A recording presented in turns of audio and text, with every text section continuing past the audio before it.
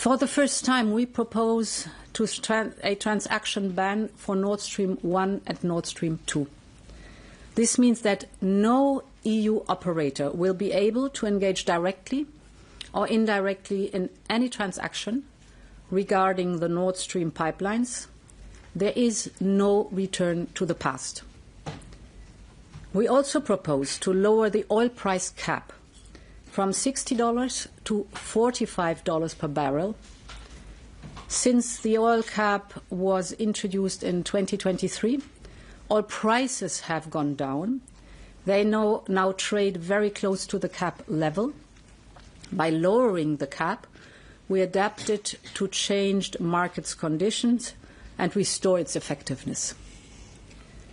Oil exports still represent 1/3 of Russia's government revenues. We need to cut this source of revenues. The oil price cap is a G7 coalition measure, so we will discuss at G7 in Canada at the end of this week or beginning of next week how to act together. In addition, to better enforce the cap, on top of the 342 vessels already listed, we list today additional 77 vessels that are part of the Russian shadow fleet. These vessels are a means to evade sanctions. With our listings, we severely constrain Russia's options to export its oil through a shadow fleet. Finally, we introduce a ban on the import of refined products based on Russian crude oil. In this way, we want to prevent that some of the Russian crude oil reaches the EU market through the back door. Now let's have a look at the banking sector, the second part. We're targeting the Russian banking sector by limiting its ability to raise funding and conduct transactions. We propose to transform the existing prohibition to use the SWIFT system into a full transaction ban. And we propose to apply such a transaction ban to another 22 Russian banks. We also propose to extend the transaction ban to financial operators in third countries that finance trade to Russia in circumvention of sanctions. And we also propose to sanction the Russian Direct Investment Fund, its subsidiaries and its investment projects. In this way, an important channel for financing projects to modernize the Russian economy and strengthen its industrial base will be strictly limited. Now, the third point is that we propose further export bans worth more than 2.5 billion euros. This ban deprives the Russian economy of critical technology and industrial goods. So we're targeting machinery, metals, plastics and chemicals. They are used as raw materials in industry. And we also restrict the export of dual-use goods and technologies that are used for producing drones, missiles and other weapon systems. We want to make sure that Russia does not find ways to modernize its weapons with European technologies. Fourth and final, we want our sanctions better applied and respected. That is why we widen the scope of the transaction ban that already exists. And we list 22 Russian and foreign companies providing direct or indirect support to Russia's military and industrial complex.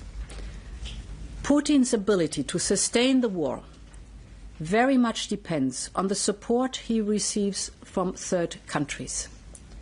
Those who support Russia's war and the efforts of conquering Ukraine carry a heavy responsibility.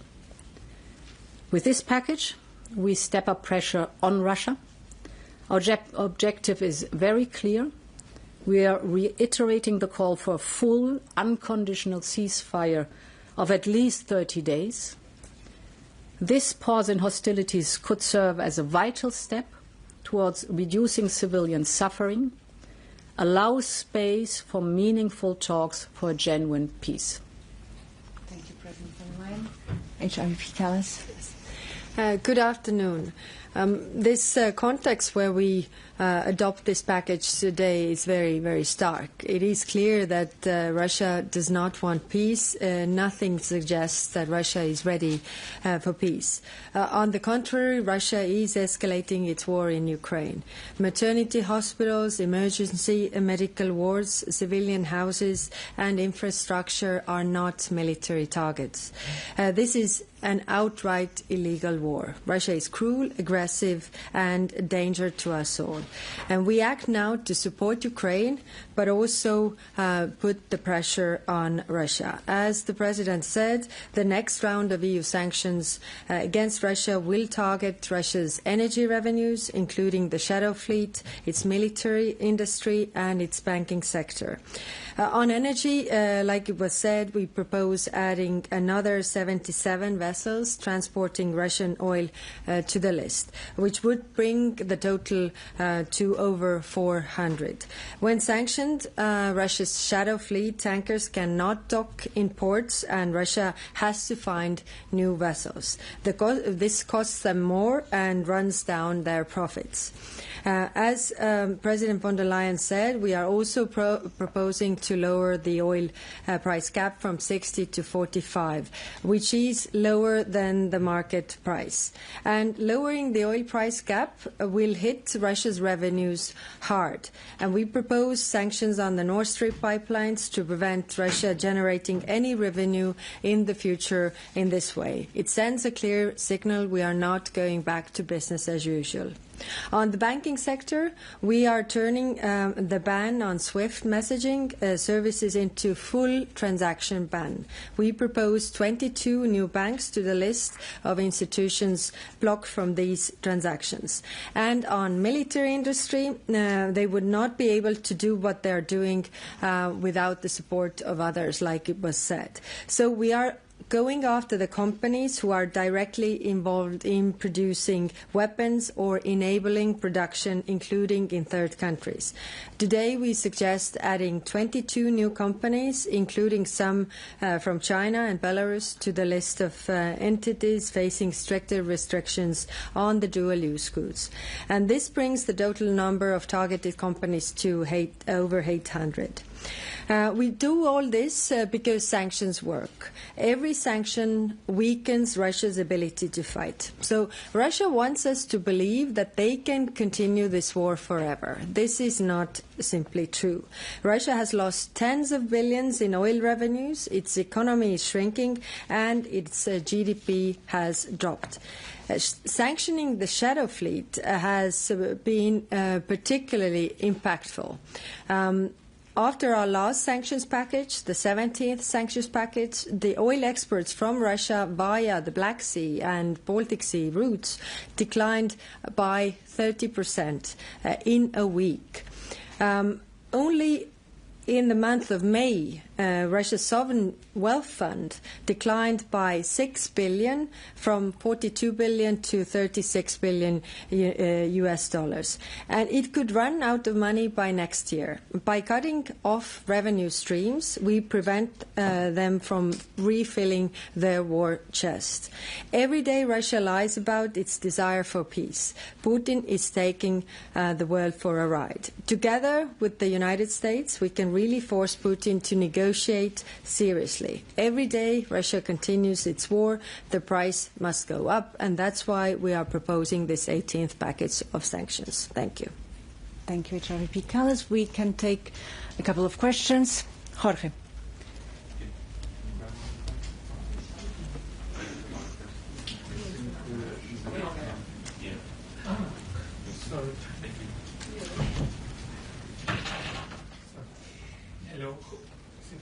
Hello, Jorge Libarero with Euronews. I want to ask you about the United States. Both of you mentioned it. We know that you have been in contact with the United States to coordinate this package of sanctions, but so far there has been no indication that the United States will also impose sanctions. The key question now is on the price cap on Russian oil. It was agreed at G7 level. Can you give us a guarantee that the European Union will lower the price cap on Russian oil even if you don't get the participation of the United States, or is this completely dependent on what President Trump chooses to do? Thank you both. So we have always been very coordinated on in the G7 on the topic of the oil price cap. And I'm very much looking forward to the discussions that we're going to have in Canada in about a week. There, this topic will play a role because we all know, and the Americans know as well as all of us in G7, that the oil price has lowered so much that the effectiveness of the cap is to be questioned. And therefore, we all want to lower the oil price from $60 per barrel down to $45 per barrel. Very much looking forward to that. My assumption is that we do that together as G7. We have started that as G7. It was successful as a measure from the G7, and I want to continue this measure as G7. I have nothing to add. Okay. Mark.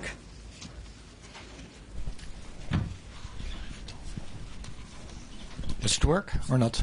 Yeah, it works. Good afternoon, Mark Peperkorn, Volkskrant, Netherlands. It's two questions. One is a follow-up, because you say, Madam President, you say, I'm looking forward to the discussions in the G7. How confident are you that the cap of $45 per barrel will actually be implemented? And two, maybe for Mrs. Kallas, because you said the revenues of Russia would be hit hard by this $45 barrel cap. Do you know how hard? Do you know what would this cost Russia? Thanks. So, to the first part of your question, our teams have, of course, been in touch with all the G7s, but also specifically with the United States.